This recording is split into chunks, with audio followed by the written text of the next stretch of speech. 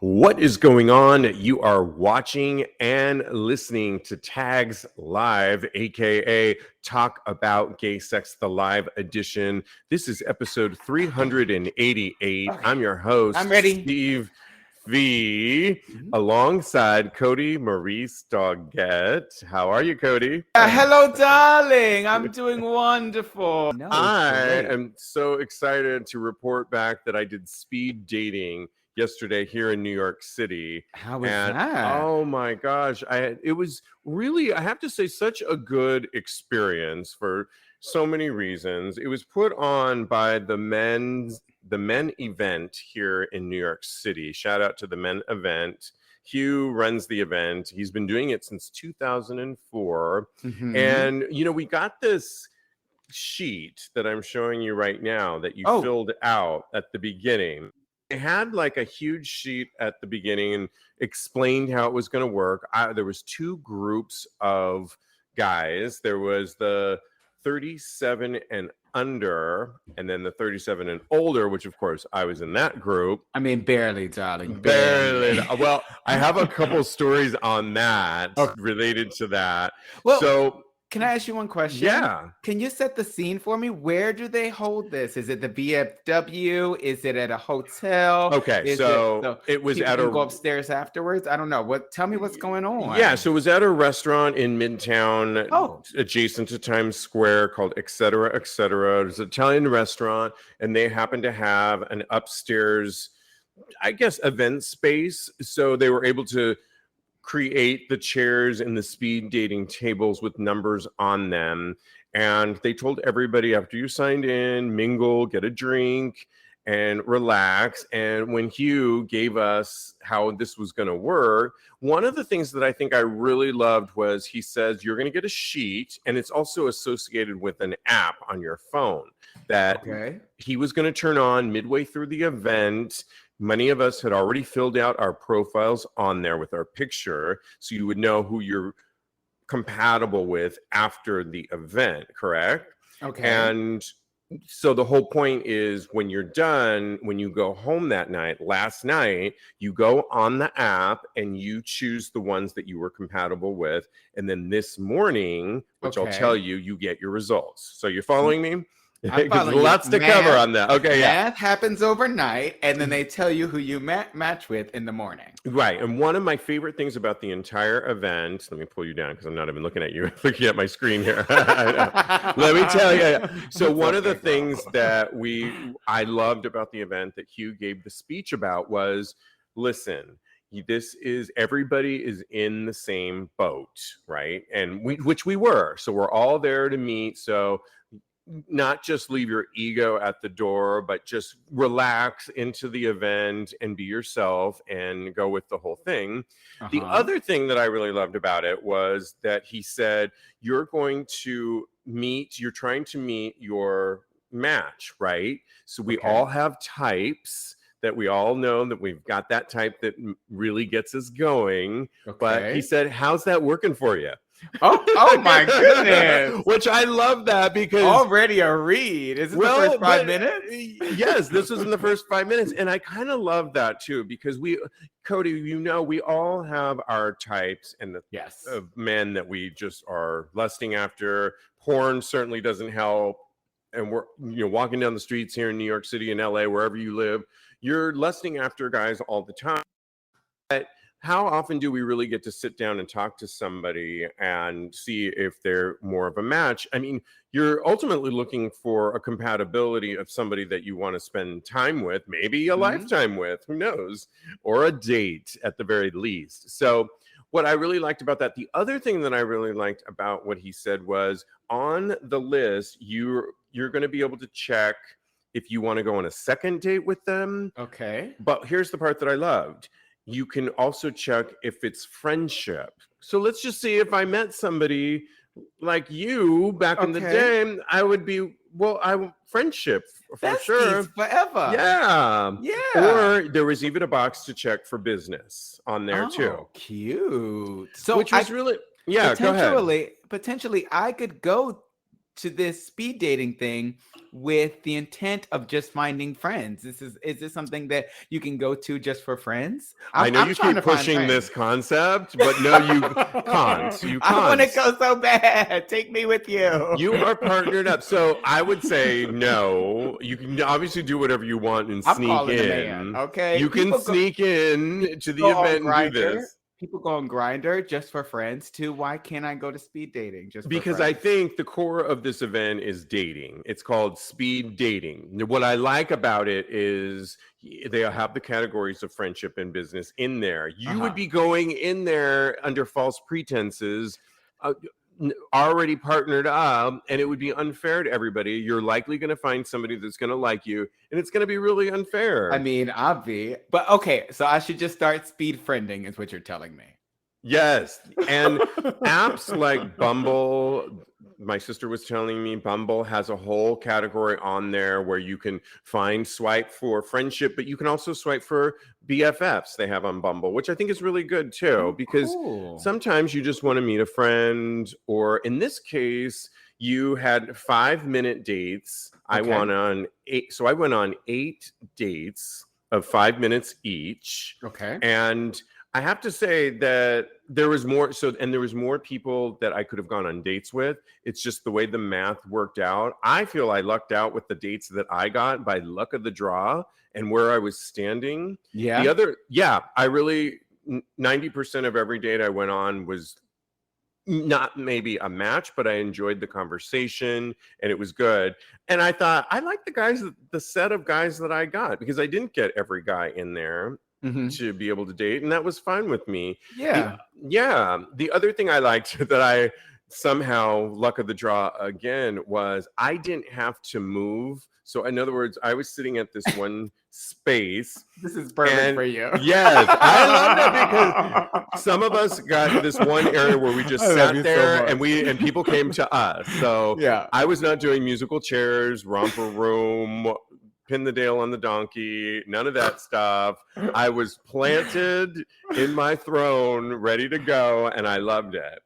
The other thing that I'll tell you that was fun was one guy, shout out to, Chris. We just go by Chris. You naming names on the show. He recognized me from the show and listens to the show and heard that. Chris. Yeah, and he says he's a fan of the show. We're going to be friends. We both clicked the box of friendship, which was really cool. So shout out to Chris, and he listens to us.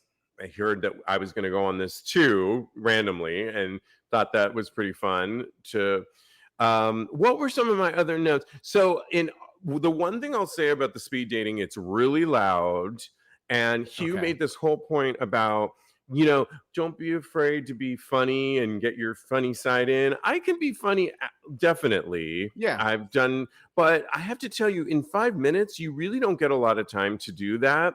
You pretty much have to get in there and ask a question. They ask a question. You got to ping pong it back and forth, and you got to get down to business, because they ding that ding and they move on. And then your date is done. You mark your sheet up. You grade them. You grade them. You're like a substitute teacher. You might write like one guy I had a date with. It was so fun. I had 8 dates last night, Kodi. I love it. You know what? Efficiency. Quantity, and quality. And efficiency. I was totally into it. One of them was Australian. I really liked his accent, so I wrote Australian in there. And you wrote whatever. One guy was going on an Atlantis cruise. Girl. Well, we talked about that, and he was one of the ones that I ended up matching up. So let me give you the results, and then you can ask a quick question beforehand. Yeah, because I want to give you the results of what ultimately occurred. So did you have your questions planned out before you went on, or you just saw the guy and you thought of questions after they told you how did you go about asking your questions? So truth be told, I was a little nervous. I was all game for this whole thing leading up to it. And of course I got there. These days I get to everything early. I'm early for everything. I used to be the late guy. Now I'm early for everything. But I know, I just am. But what I did was I got off the subway and I went to a bar. I found a bar and I thought, I'm just going to go have a quick drink by myself and chill. Good.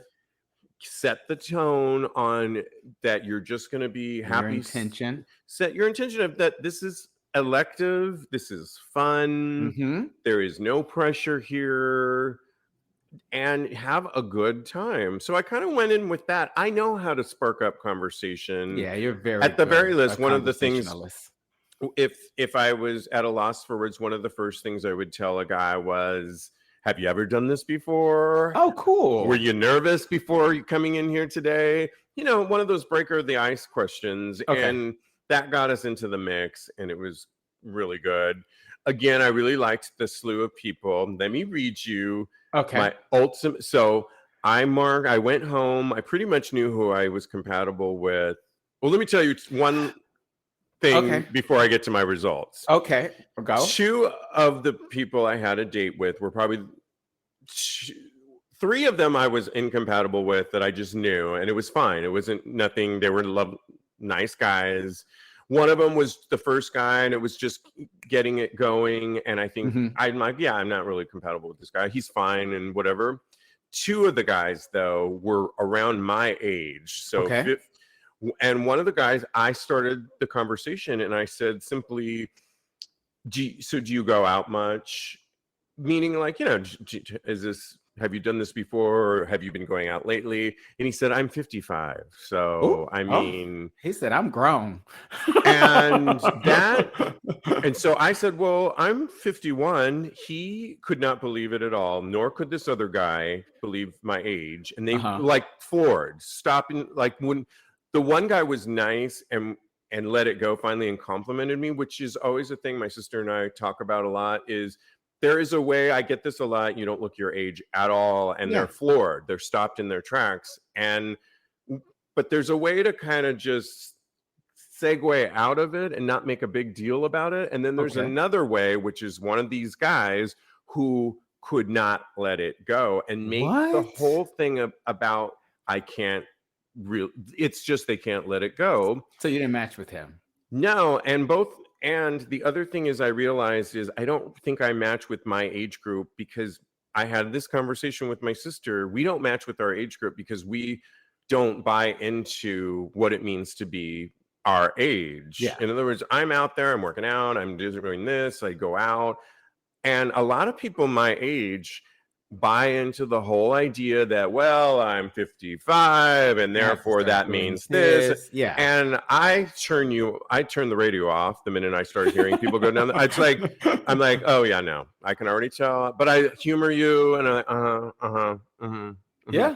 And I think you're old, you act old, and you and I've never gotten into my age group. Nope.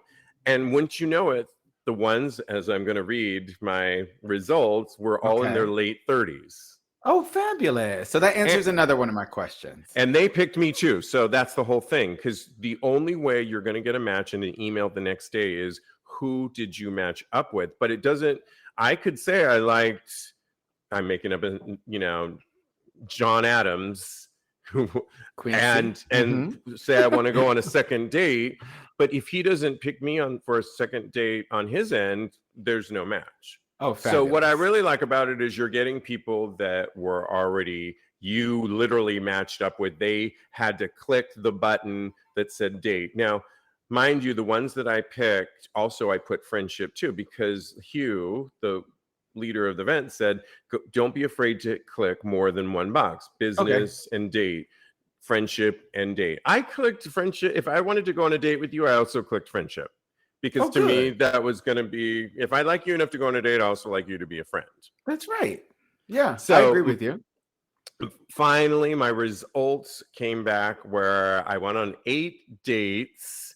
I ended up matching with 4 people for friendships and 2 for dates. Oh, she's popular. I love it. And the 2 people that I matched up with for dates were my 2 top picks that I connected. One of them I really connected with. I thought we had a great conversation. I also was really attracted to him. So I was hoping for him, and thank God he wants to go on a date. And the other one was I went on a throuple date because of the numbers. Wait a minute. It was now. me. Yeah, three of us were in a throuple date for 5 minutes, and we're both vying for this whole thing. And I was like, you know what, whatever. But I really had seen this guy before, and I thought he's so cute. I think he's in the 37 and under. But turns out he was in my group. What? And the limited conversation that we ended up having, he wants to go on a date too. So I'm excited with those results, right? That is so exciting. You are very popular. I knew you would be. I had all the faith in you. And I'm so glad that a throuple date, that must have been crazy. How were you? You're like vying for their attention, weren't you? Kinda. I mean, it was. I mean, we just all went for it because it was just whatever. And we all threw in a question here or there. I think I was playing host like I do here and leading the conversation off on how it should go. But I really thought this guy, the one guy, was attractive. But I also thought the guy sitting across from me liked him too. And I thought, well, it is what it is. And you just played it out. What if you guys are meant to be in a threesome relationship? No, I did not pick this. I did not check off the box of that guy at all. The other guy. I'm not into him. I do have one more question. Yes. How much can you find out about somebody in 5 minutes? It seems like such a short amount of time. Well, it's meant to spark, are you attracted to the person? Are they not an idiot? You can kind of rule that out. Well, that's kind of that was the level field I was going. Are you an idiot? Are you somewhat attractive?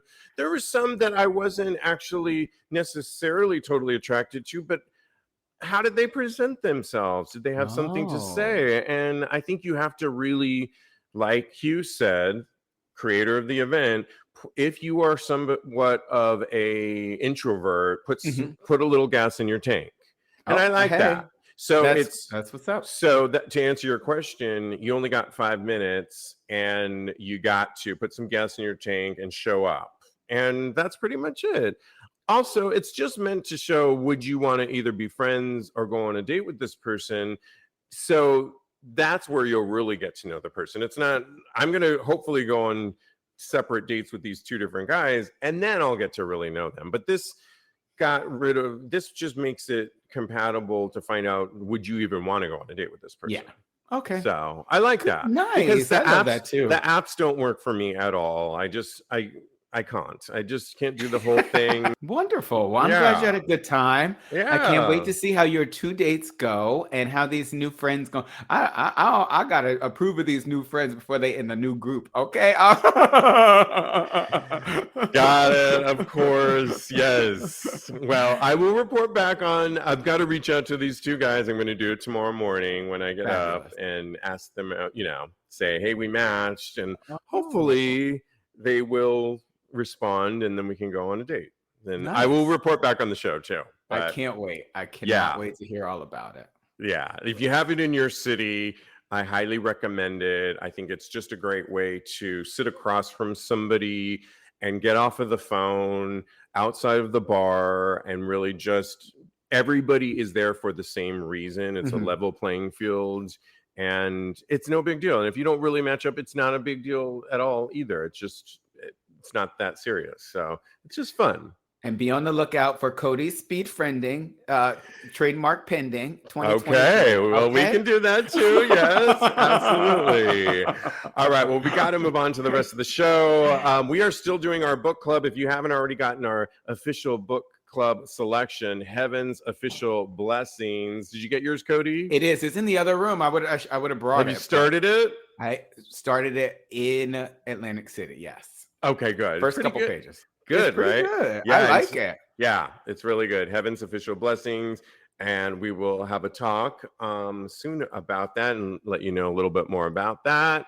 All right. Well, we've got to talk about monkeypox a little bit more. I know you're like, what? I mean, no, I'm here for it. I'm gearing up and ready for it because this is necessary. Yes. And what we really want to talk about today, because this is episode 388, is patient stigma that I saw in a couple different stories. One of them was on the news where blood banks are actually refusing to draw blood from, and their commercial labs because of the monkeypox, in some of the patients that they are seeing, which is really unheard of because even though you have to swab the scabs, that's how you tell if somebody has monkeypox or not, and then take that to the lab, you still want to check their blood because you want to be able to rule out that it actually is monkeypox and not some other virus that is blood related. And that's why, and then you can keep track of the numbers. That's what's linked to funding. So we're slowing down the process if we're turning away, which is total stigma. The other is a story out in Spain where things went from bad to worse when a doctor noticed a guy on the subway in Spain with lesions like monkeypox, as they're calling it. This is Madrid. Dr. Arturo M. Henriquez posted the story in a series of tweets, which were translated, quote, "I see the situation and I also see the people around me as if nothing will happen," he wrote. The doctor said he decided to become, this is his words, a Karen, and approach the man who said his own doctor advised him he didn't need to isolate and simply wear a mask. That is crazy. How does that make any sense? Yeah, we're going to talk about that. So he says, I tell the guy, this is the doctor talking, I tell him that the injuries all over his body are what are most contagious, that I am a doctor and that he possibly did not understand all the indications of his family doctor. When the doctor then turned over to a woman because he wasn't getting anywhere with the man, he told the woman standing also on the subway, aren't you concerned about that? And she said, no, this is a gay disease and gays need to take care of themselves. Government said that it was the gays who had to take care of themselves. So we're talking about a lot of things, about misinformation, about stigmatization, on and on. When you first heard about this though, Kodi, what were your thoughts? I just thought it was really sad, and it just highlights how much misinformation and really just people being ignorant out there and irresponsible out in these streets, how they're being. It feels like after COVID, so many people are more selfish, and for this guy to be amongst the populace with monkeypox lesions, it just really highlights that it's going way too far to the left, and people really need to start locking down and taking care of themselves and taking care of other people as well. Yeah, I think the blood banks, it does harken back to another era. There was a huge protest at an HIV conference of people protesting all the lack of information, vaccinations recently that just occurred that was huge. I also think that the CDC has come out and said monkeypox symptoms usually start within 3 weeks of exposure to the virus. Wow. Saying that if someone has flu-like symptoms, they should usually develop a rash 1 to 4 days later. Now, here's the part, and then we'll talk about what we've seen. Monkeypox can be spread from the time symptoms start until the rash has healed. Wow. Comma, all scabs have fallen off, comma, and a fresh layer of skin has formed. And the illness typically lasts 2 to 4 weeks. So if this guy on the subway has all these, and there's a different picture of it, they didn't show it on the current one. I will post this on TAGSPodcast.com. they took that picture down, the original one, which did show the original guy with all the scabs still on his body. And, we feel for him. We have empathy for him, but I don't think he should be on the subway. Oh, also, Kodi, I just got my haircut at the barber, and my barber told me that a guy came in earlier, one of his clients, and said he had monkeypox, and he still had the scab on his body. What? And I kind of felt bad for my barber, because, and I know his family, he has got his family, man, he's got his kids, regardless if he did or did not even have that. I don't think that you should really be out if you still have, according to the CDC, you're still infectious. Yeah, that's crazy to me. I'm worried about you. Are you okay? Like, no, I'm vaccinated from it. Yeah. And and it was, I'm not worried about me at all. Okay. But all right. I'm also vaccinated too. And that's another thing that we've reported on, that studies have shown. They're not conclusive, but studies already are showing that the first vaccination will prevent you from getting it. It's the second dose that is for longer terms, is what studies are showing. Okay. But I have a really strong, I'm not worried about myself. I'm more worried about my barber, and I don't know why this guy was out there getting his hair cut. Yeah, people need to be taking this more seriously than they are, because places like New York, and I think LA, have declared it a public health and safety emergency. And I think that people still aren't taking it seriously. They're still thinking that it is a quote unquote gay disease. And even that woman that was on the subway, she's clearly prejudiced, and clearly I don't even understand how she could say something that was so dumb. It just shows how much people need to learn about this disease and how it's spread, and people just need to be more informed. The gay community has had to deal with this already, something like this outbreak before with HIV and things of that nature. And I think that we're more prepared for it, so we know what the warning signs look like. And I think that makes us more apt to go and do the things that are necessary for us to protect our community. So I really hope everybody just gets informed, and they really stay on top of this and really take it seriously. I 100% agree. We'll keep this conversation going, because I don't think monkeypox is going away anytime soon, but we always give you what the latest is and what's going on with that. Well, in Florida, not our favorite place, but there is a Miami drag brunch that's been targeted for closure by Governor DeSantis, and it happens to be at a restaurant that I know the owners. It's in the Wynwood district, Our House.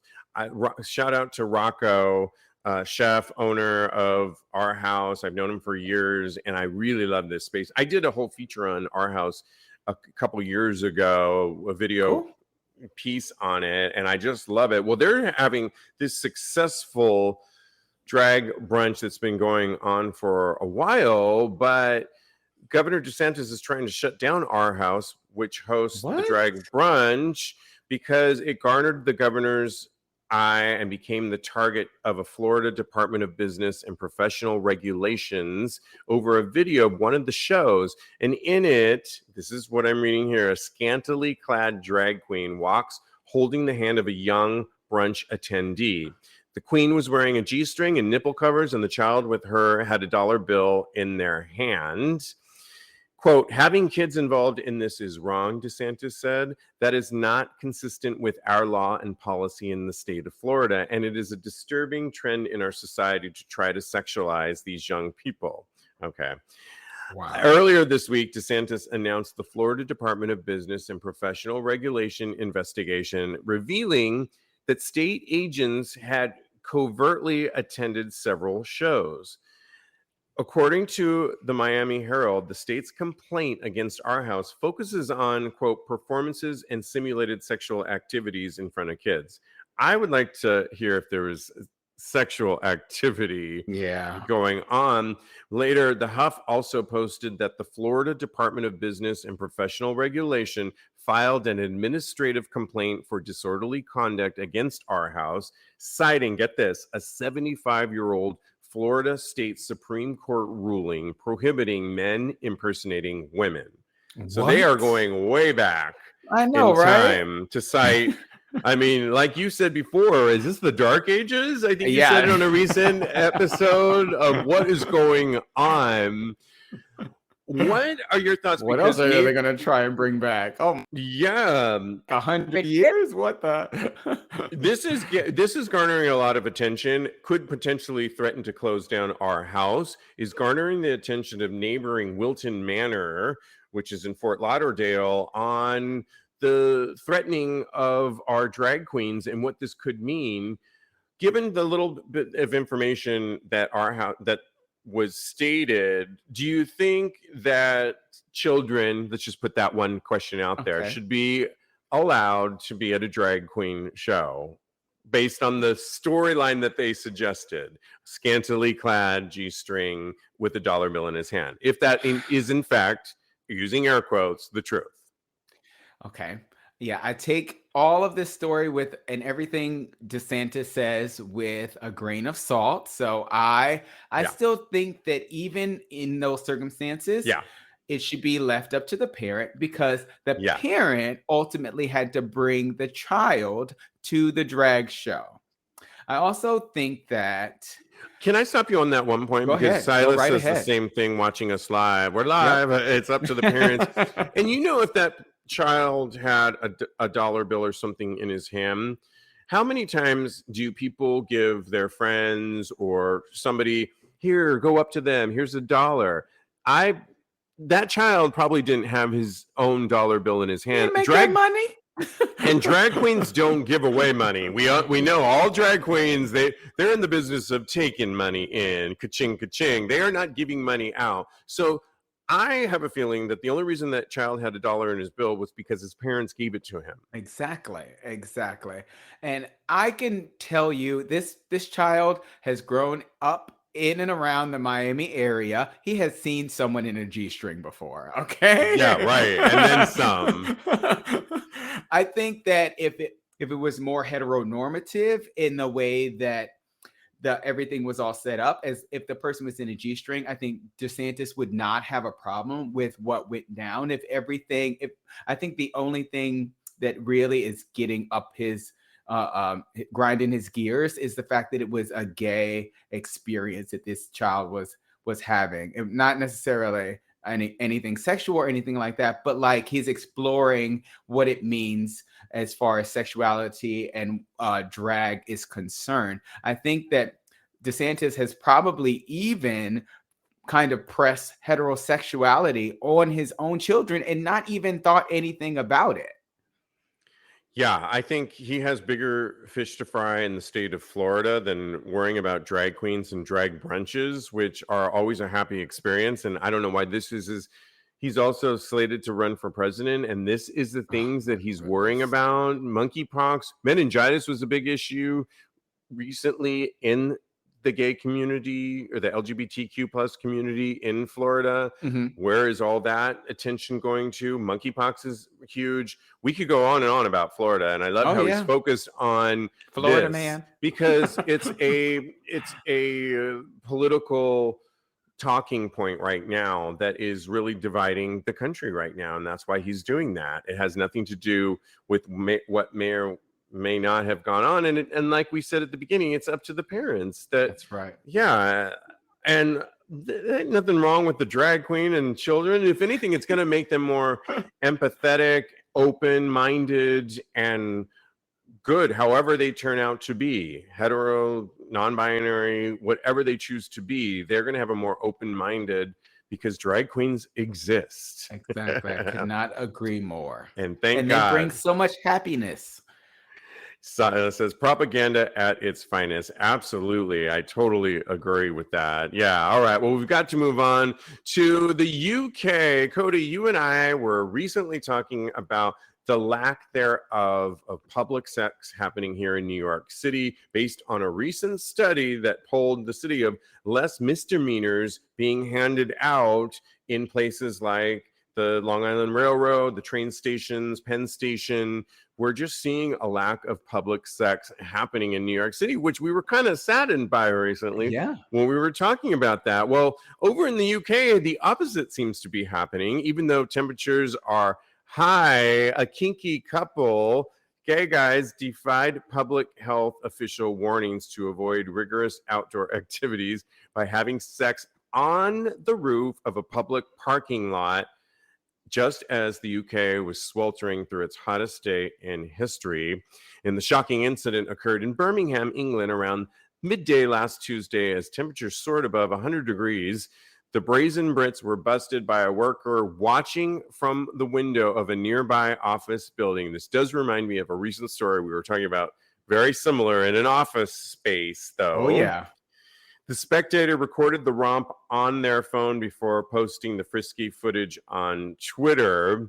Lots to talk about on this story, but the video's kind of hot. It's on asphalt in the middle of a rooftop. The guys, they're kind of hot. All you see is Nikes in the air of the guy on the bottom, who's clearly on the bottom. The other guy took his shoes off and is mounting him with a beautiful butt and great quads. It looks like they were taking matters into their own hands and putting on a show, if you ask me, because why would you have sex in the middle of a parking lot with buildings, high-rises surrounding you if you didn't want to get caught? Sounds to me like they knew what they were doing. They didn't give a fuck.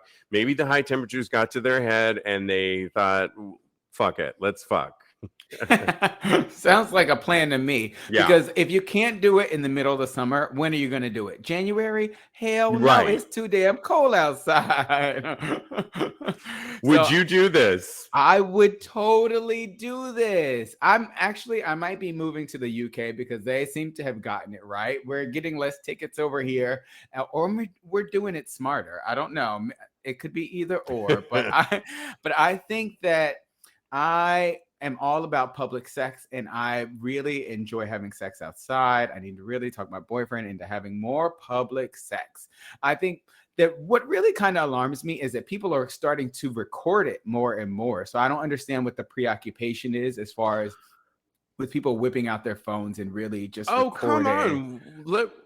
What are you talking about? Live and let live. So I'm talking to somebody right now that is always on. If you hang out with Kodi, he's always on his phone. But I'm not recording people having sex. But we go back to the original point that I made. If you're going to do it in a parking lot, top floor, open with high rises around you, pants down, you like that lifestyle, and you're not a voyeur, you're a forgetting the word. Well, anyway, you like to put on a show. So exhibitionist. There it is. I blanked out. Yeah. You're an exhibitionist, so you like to put it out there. And so I think, yes, when you put it out there in this day and age of cell phone recordings, people are going to record it. But you can't see their faces, so it's not that scandalous. I don't know. I think that if I'm having sex in public, I do want people to watch. You are right, but I just don't want people to record it. That's just my personal feelings. But you just have to know that that's part of the game. So if we bounce this off of the last story that was in the UK, which was in an office building, and all these guys were coming from the pub and caught them in the office space, I don't know what's worse. I think that's worse because you have the potential of getting caught by your work and getting fired. This one, you can't really see them, and it's on a rooftop, and you're on your free time. Hopefully you don't work at that company that owns the parking lot where you could get fired too. But I'm more for this one, although I'm not into rope burn or asphalt burn. And I feel like, when you walk, one of them's barefooted, like, ouch, like that would burn too much. And does the other one have like scrapes and lesions all over his back and ass? Not from monkeypox, but yes. Not from monkeypox. Yeah, exactly. What are people saying before we move on? So Daddy's 1 2 2 3 4 says, if I was the spectator, I would have just broke out the popcorn and enjoyed the show. And Silas put the popcorn emoji right into the chat because he agrees. Oz agrees with me that uh, Oz would like for them to watch, but not necessarily film. And Blake says, Kodi, you need to go to a sex party that has no phones policy. And I think that is probably the part where I need to ensure that if I'm having sex outside or in public, that there is a no phones policies. I do agree with that. And Silas okay, Madonna concert. I could have a concert and have them confiscate all the phones. Yes, put them in those pouches that when they take your phone away and you don't get it till the end of the I love that exhibitionist show that you're putting on. Yeah, you could do that. I think right now, forget about bathroom stall sex and all that. It's all about parking. I think it's parking structures. Because parking structures, there's nooks and crannies, there's outdoor rooftop areas, there's the ability to dodge cars. People aren't really paying attention. Some are. Maybe you want them to pay attention. It's a little cleaner than a dirty ass bathroom. You don't know what has gone on in there. I'm kind of for this parking structure sex. I'm gonna see your tail on CCTV then, okay? Because they also have a lot of cameras in there, which is something that they don't have in public restrooms.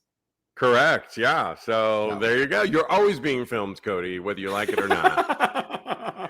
All right. Well, it got to move on. Frank Arthur Smith's new web series showcases polyamory in a new way. And Frank Arthur Smith's Open to It, it's called Open to It, was chosen as an official part of Outfest out in LA for their official 2022 lineup. And Smith, who has created a sex-positive web series that showcases truly what it means to be open. Representation remains crucial, and that could not be more true on Open to It, with the show boasting a 50% female, 50% biracial people of color, 67% queer cast and crew. And when asked about it, he has some drag queens in there, superstars, but he really wanted to show a positive side to polyamory and open relationships. Open to It is about a loving gay couple played by Tim Wardell and the star, who experiment with becoming a hot gay throuple. The third being played by Jason Caceres. But threesome sex and open relationships come with more complications than limbs. As to the story behind it, quote, I've watched a number of excellent queer web series over the years, and polyamory is consistently portrayed as this downtrodden, apocalyptic relationship format. I wanted to make a show with a more upbeat, joyous take on non-monogamy. The queer experience is vast, and we deserve to showcase more than one perspective on the topic, especially because having multiple partners is not wholly exclusive to our community. Yep. So, Kodi, I love this and that it's showing it in a positive way. Oftentimes, we've been accused at times on our show of being against open relationships because a lot of our hosts aren't into it, but I'm totally for it. And I think it's really great. If you talk about Uncoupled with Neil Patrick Harris on Netflix right now, I started watching that. It's really great. We were talking about it the other day. Yep. He's recently out of a long-term relationship and is out in the dating game. We are really in a good place right now where we are portraying the reality of what we're seeing on the streets. In other words, it's no longer just the coming out experience, but now we're seeing what our complicated LGBTQ plus lives really look like when we're in relationships, and I'm here for it. What were your thoughts about this? Because you aren't into that. I'm into whatever relationship works for that certain person. I personally could not do an open relationship or polyamory, but whatever works for you, I'm here for it. Do your thing over there, and I'm going to continue live and let live, like I said in the last segment. Just don't record it. Don't record me, basically.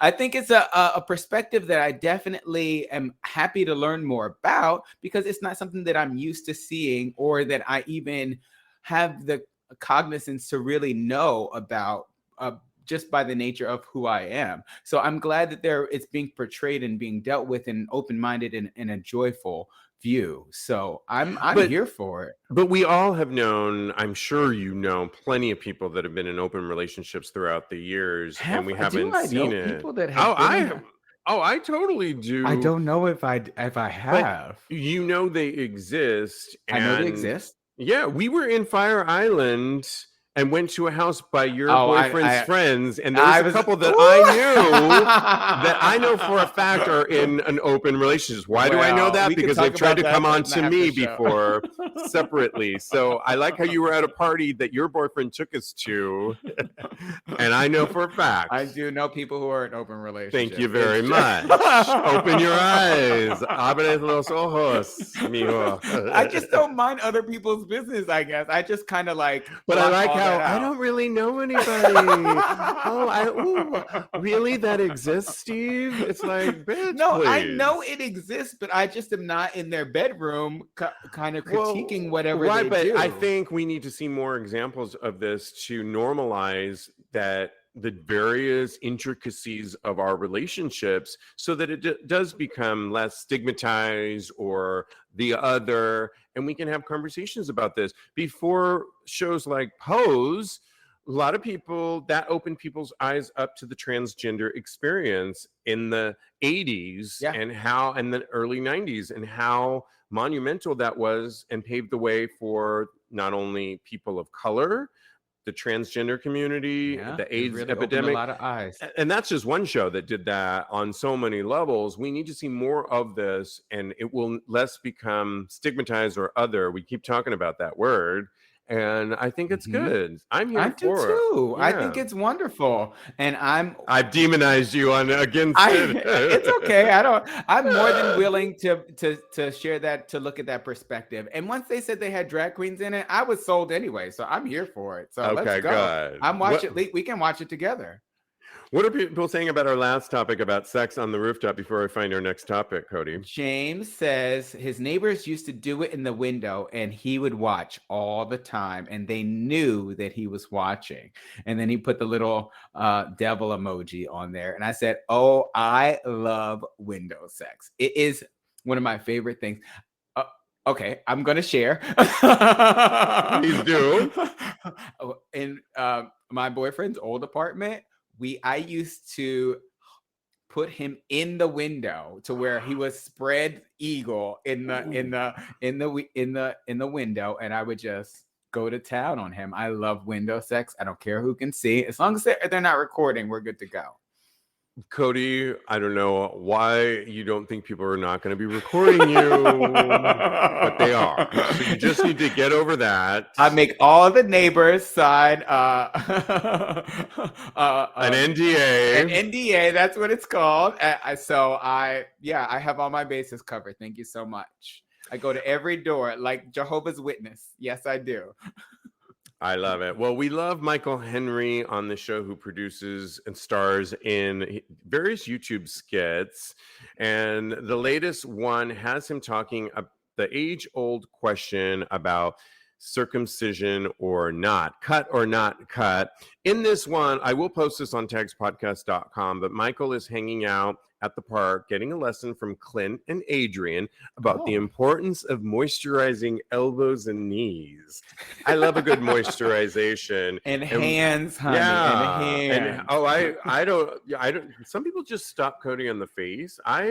The entire body's moisturized. I moisturize my penis. Okay. Good for you. Elbows and knees. Although Henry doesn't really get how elbows come into the game, Matthew drops by and immediately assumes the discussion is all about skin, is of course about foreskin. Lines are immediately drawn in the sand on the topic, with Michael being a big fan of foreskin, but Clint and Adrian are a hard pass. Fortunately, Matthew, who has a degree in circumcision from Yale University, according to him, comes in with all the factoids from the forefront of foreskin.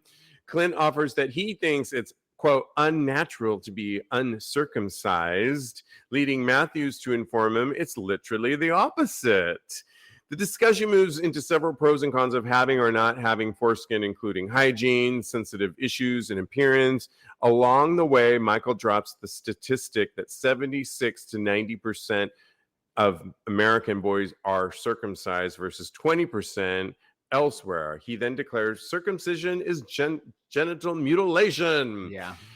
They go on. It's funny. It's a cute skit. Where do you stand? I love this whole where you stand on it or not, when you can't really help where you, in other words, I was circumcised like a many Catholic boys, American, and it is what it is. You just are what you are. But I like this preference towards one or the other. I really don't care. Yeah. Like one of my questions was not last night at speed dating, cut or uncut?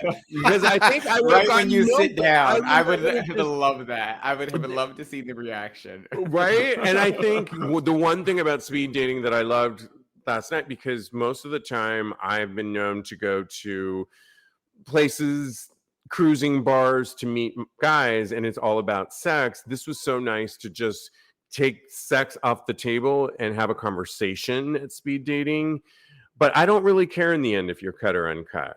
Do you? And do you have a preference? I don't have a preference. I was kind of offended when they said, remember when they said in the video, Michael Henry said he's never turned down a penis. And yeah, I love that. And that was so funny to me. And I'm kind of on that boat. Me too. Yeah. I think I am. They said Penis Island. The two friends were like, that sounds a little sad. And I was like, am I sad? I never turned down a penis. It's just an age-old argument that is pointless, because what you can't tell, I mean, maybe you can tell if you're in Europe or parts of Latin America, you have a good chance of what you're gonna get. And hopefully you like that, what they're serving. I like it either way. In general, in New York here, let's just take New York, for example. My friend Shawnette and I are always talking about how international New York is. You hear so many languages down the street. You can't tell who's going to be cut or uncut in New York City. You just can't, because it's so international. And I love it. I love a surprise. If you really had a preference to, I kind of feel bad for you, because there's a 50% chance that you're going to be disappointed.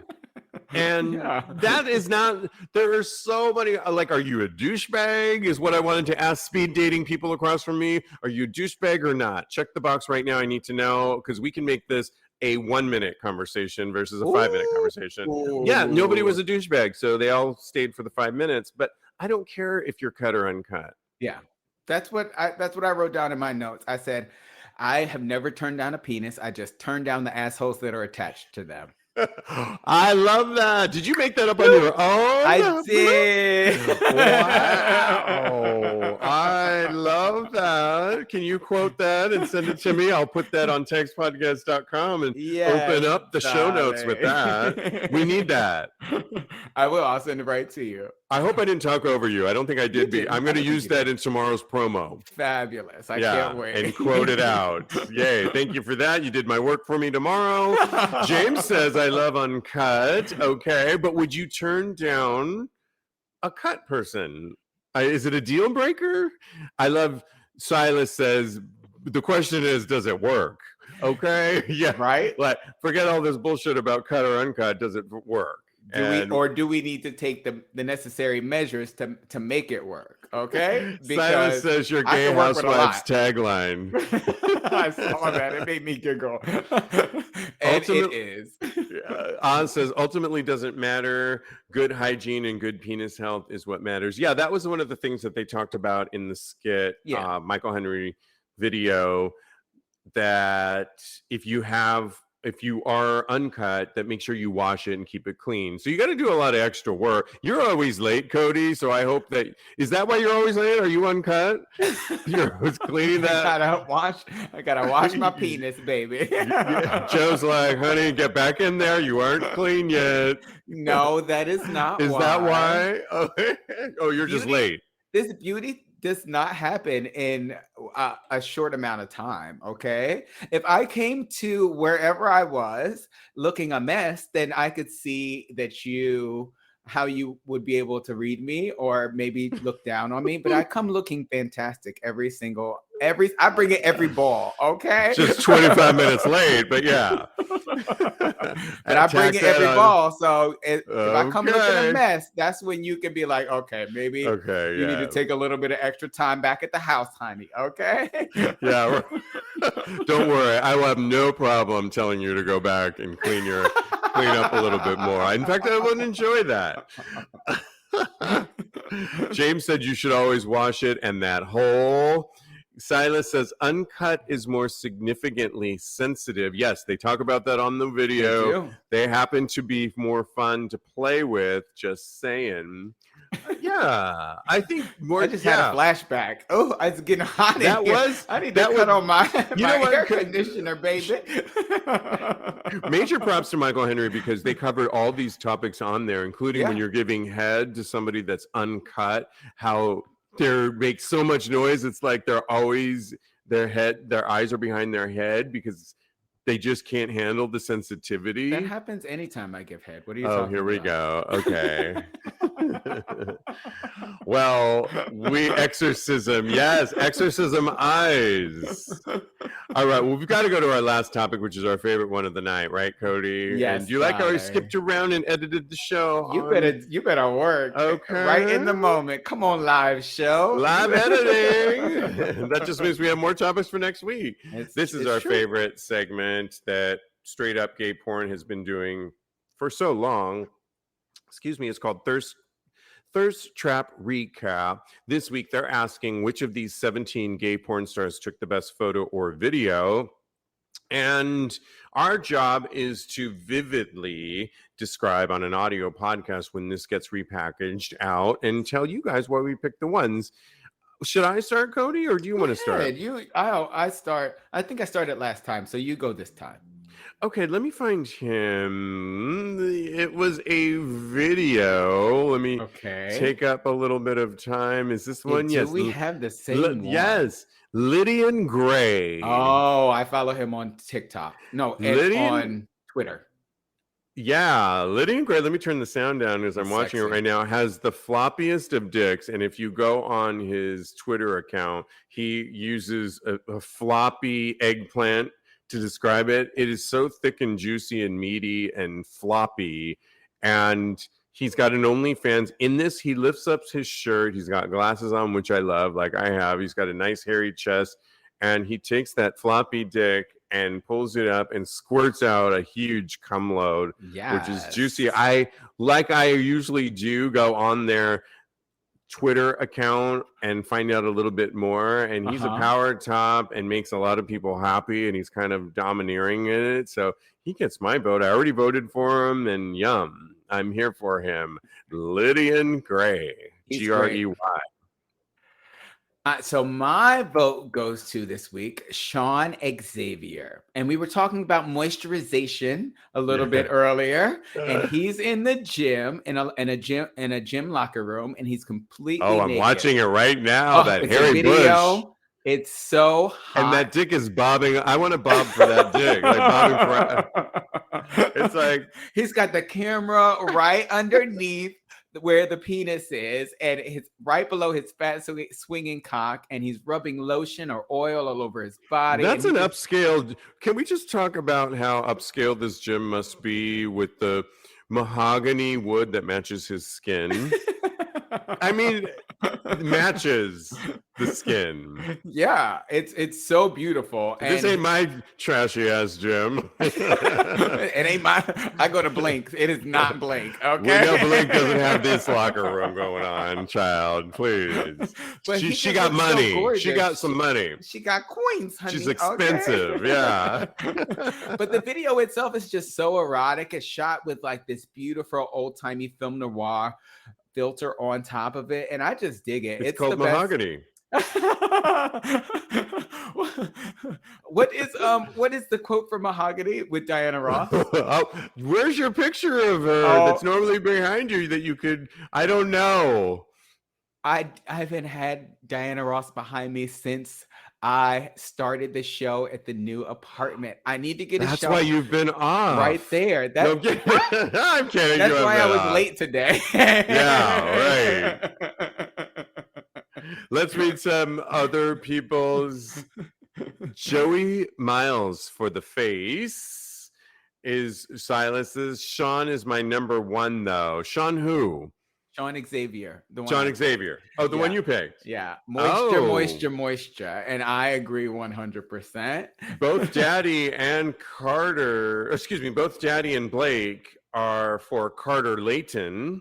Okay. Again, I'll post this on TAGSPodcast.com and you can vote yourselves and see why people are picking him. And what does Xavier say? Xavier says Chris White for him. Ginger pubes close up for the win. And I agree. That was one of my close seconds right there. Him and Steve Ricks, who should be clicking all the bells for me. He's got his big, beautiful buttocks in the frame, and he's playing a video game, and it should really have rang all the I should have voted for that one, but really Sean Xavier really did his thing on the thirst trap. So okay, a lot of Sean Xavier and Carter Layton's. Chris White for me says Le Wilden. Love it. All right, thanks for playing on that. And you guys listening to can always play along too and let us know. Go to tagspodcast.com for episode 388 when this show gets repackaged. Thanks for watching us on YouTube as well. Don't forget about our book selection. You can still get it because we're going to start talking about it probably in the end of the month. Heaven's Official Blessings is the book that we are summer reading. Check that out. You can always follow my co-host. He's a life coach at KMD Coaching on Instagram, or Mr. Maurice. Follow us at Tags Podcast. And Kodi, in the meantime, thanks, live virtual audience. Yes. Continue having hot gay sex. Yes. Love it.